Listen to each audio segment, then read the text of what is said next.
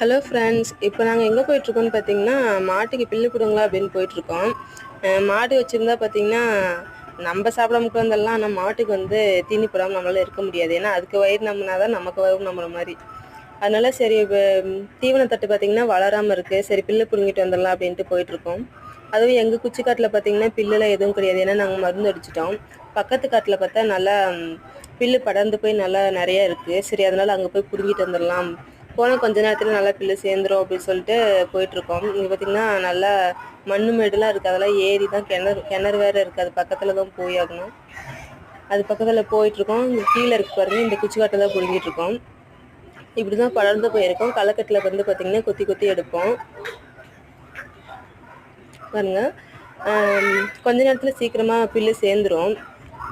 பார்த்திங்கன்னா புல்லு கட்டியாச்சு. இப்போ எடுத்துகிட்டு போய் மாட்டுக்கு போட வேண்டியதுதான்.